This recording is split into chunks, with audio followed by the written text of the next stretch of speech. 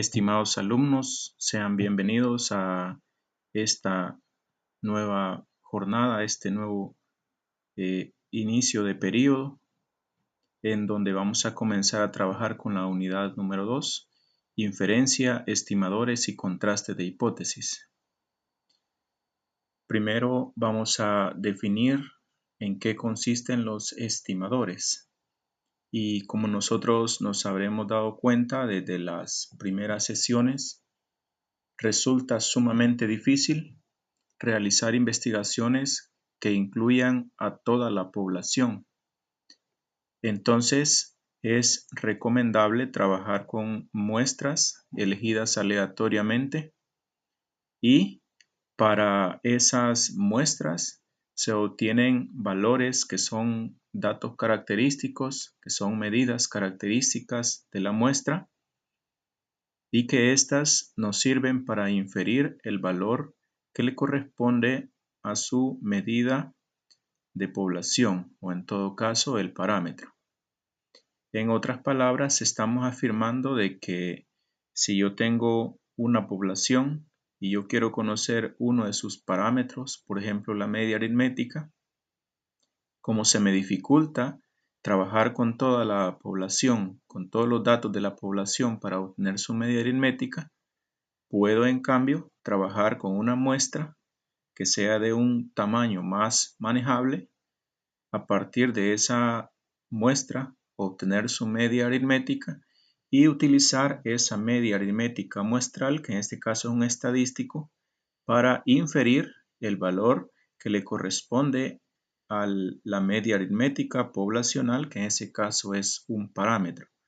Entonces, en este proceso de utilizar un valor estadístico, es decir, una medida muestral para inferir un parámetro, es decir, una medida poblacional, entonces en ese proceso el estadístico se convierte en un estimador, porque me sirve precisamente para eso, para estimar o para inferir el valor de un parámetro. Luego, gráficamente lo que nosotros tenemos es, si hay una población o universo, entonces de ella, por conveniencia, nosotros aleatoriamente elegimos una muestra de tamaño más manejable, calculamos sus estadísticos, en este caso representados por media aritmética, desviación estándar y varianza, y esos valores me van a servir para inferir sus correspondientes parámetros, que generalmente son desconocidos y resulta pues difícil obtenerlos por aquello mismo de que la población sea sumamente numerosa y que por tanto sea difícil el procedimiento de obtener estos parámetros, su media aritmética, su desviación estándar y su varianza. Por eso es que utilizamos estadísticos para estimar los correspondientes parámetros. Luego, cuando en estadística nosotros hacemos estimaciones, estas se pueden clasificar de dos maneras. Tenemos una primera estimación que se llama estimación por punto o estimación puntual y la otra que se llama estimaciones por intervalo. En primer lugar, la estimación por punto o estimación puntual consiste en utilizar un solo valor para estimar el parámetro. Como ejemplo de estimación puntual podríamos decir: se estima que la duración promedio de una llamada telefónica por los habitantes del municipio de Santa Ana es de 4.3 minutos. Entonces, como nosotros podemos observar, hay un solo valor numérico que nos está sirviendo para inferir la duración promedio, en este caso sería de toda la población de Santa Ana. En otras palabras, nosotros debemos entender que para llegar a esta conclusión, previamente se tuvo que haber elegido una muestra de los habitantes del municipio de Santa Ana, que a esa muestra se le obtuvo la duración media de las llamadas y que en este caso resultó ser 4.3. Ahora, este valor directamente lo estamos utilizando para inferir el promedio poblacional Es decir, porque en la muestra me dio 4.3 minutos en promedio la llamada, entonces lo estoy tomando exactamente ese mismo valor para decir que, por tanto, las llamadas telefónicas de todos los habitantes del municipio de Santa Ana duran en promedio 4.3 minutos. Entonces, esta es la primera estimación, la que llamamos puntual. Un solo valor es el que me sirve para estimar el parámetro. Por otro lado, tenemos la estimación por intervalo, en la cual se utiliza un rango de valores o un intervalo. Relacionado siempre al ejemplo anterior, podríamos definir una conclusión diferente ahora por intervalo de la siguiente manera. Se estima con una confianza de 90% de estar en lo correcto al afirmar que la duración promedio de una llamada telefónica por los habitantes del municipio de Santa Ana está entre 3.9 y 4.7 minutos. Entonces, esta es ahora una estimación por intervalo y tal como nosotros podemos verificar, aparece delimitado un rango de tiempo en el cual nosotros suponemos o estimamos que se encuentra el parámetro que nosotros estamos estimando, que en este caso es una media aritmética o un promedio. Entonces, en este último caso, lo que estamos diciendo es que existe 90% de probabilidades de estar en lo correcto, de que el tiempo promedio de la duración de llamadas está entre 3.9 y 4.7 minutos. Entonces, si hacemos una comparación entre ambos tipos de estimación, nos podemos dar cuenta que la primera, que es la estimación por punto, tiene dificultades en el sentido de que resulta sumamente difícil de creer de que porque se obtuvo un dato muestral, en este caso de 4.3 minutos de media, este mismo valor sea exactamente la media de toda la población. Entonces, la estimación por punto tiene esa inconveniencia de que, o sea, ¿quién me garantiza a mí que exactamente 4.3 minutos es la duración promedio de las llamadas de toda la población? Solo porque en una muestra que yo obtuve, esa era la media aritmética, 4.3 minutos. Entonces tiene esa dificultad que yo no puedo decir con toda la certeza o no puedo tampoco incluso asignarle un valor de probabilidad al hecho de afirmar que exactamente ese 4.3 minutos es la media poblacional. Luego, en el caso de la estimación por intervalo, tiene la conveniencia de que aquí no estamos diciendo exactamente este es el valor de la duración promedio, sino que me estoy limitando a decir que en este rango de valores desde 3.9 a 4.7 minutos se encuentra la duración promedio de las llamadas a nivel poblacional, es decir, entre 3.9 y 4.7 minutos. No estoy diciendo exactamente cuál de esos números, simplemente estoy afirmando que entre esos dos valores se encuentra la media.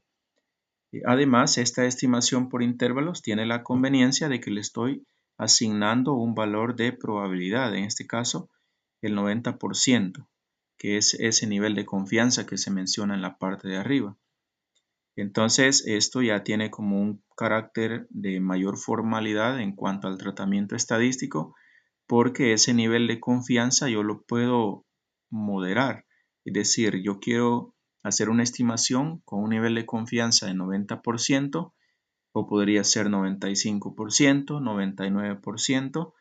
Entonces, ese valor yo lo puedo regular. Cuando estoy hablando de un nivel de confianza de 90%, también estoy diciendo de otro modo que existe 10% de probabilidades de que me equivoque en la afirmación que estoy haciendo. Ahora, particularmente nos fijamos en esa cantidad mayor, que es el nivel de confianza. Es decir, si hablamos de un 90%, estoy más próximo a estar en lo correcto que a haberme equivocado. Entonces, esas son como diferencias en cuanto a los dos tipos de estimación, por punto o por intervalo. Luego, por lo mismo que hemos mencionado previamente, es más común que se utilice la estimación por intervalo en los estudios estadísticos, por la misma condición de que a este tipo de estimación se le puede asignar criterios de probabilidad, los cuales no es posible asociar cuando se hace estimaciones puntuales. De manera gráfica, lo que estamos mencionando con los ejemplos anteriores es que si se trata de una estimación puntual, se refiere a un único valor, como dijimos antes, 4.3 minutos en el ejemplo. Luego, en una estimación por intervalos, podemos verificar que se define un rango de valores, en este caso, comprendido desde 3.9 minutos hasta 4.7 minutos. Entonces, esto ya me permite a mí como tener como más certeza al momento de afirmar. Entonces, esas son las diferencias entre ambos tipos de estimación. Puntual, yo tomo un solo valor. Por intervalos, yo defino un rango de valores entre los cuales yo espero de que se encuentre el parámetro que yo estoy estimando.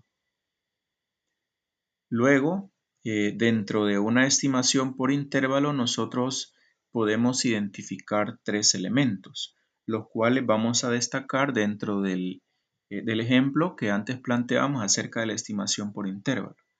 Nuestro ejemplo decía, se estima con un nivel de confianza de 90% de estar en lo correcto al afirmar que la duración promedio de una llamada telefónica por los habitantes del municipio de Santa Ana está entre 3.9 y 4.7 minutos.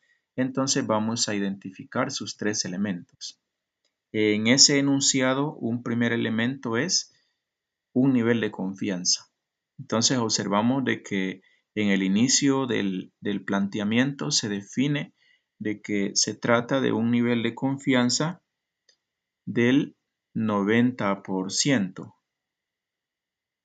Entonces, ese nivel de confianza que, como decíamos antes, puede ser incluso moderado de acuerdo al criterio del investigador. Entonces, en este caso, nivel de confianza 90%. Ahí lo dice el texto, con un nivel de confianza de 90% de estar en lo correcto. Entonces, en algún dado caso, podríamos tomar un 95%, 99%, es decir, el investigador decide qué nivel de confianza tomar. Luego, el segundo elemento es el intervalo. Como podemos observar en este caso, no se toma un único valor para estimar el parámetro, sino que se define un rango de valores o un intervalo. En este caso dice desde 3.9 hasta 4.7 minutos.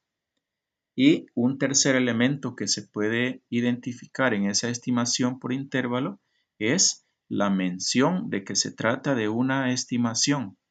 Entonces nosotros podemos verificar que al inicio del enunciado se comienza diciendo se estima, es decir, estamos haciendo esa mención o esa aclaración de que se trata precisamente de una estimación. Entonces estamos estimando que más o menos entre esos valores se encuentra comprendido el parámetro. Entonces estos son los tres elementos que se pueden identificar dentro de una estimación por intervalo. Luego, como nosotros estamos viendo de que los estimadores se pueden utilizar para, valga la redundancia, estimar un parámetro, entonces estos deben cumplir cuatro propiedades o cuatro características. La primera de ellas es la ausencia de sesgo. Y en estos casos decimos que existe ausencia de sesgo cuando en la distribución muestral la media de todas las medias es igual al parámetro que nosotros intentamos estimar.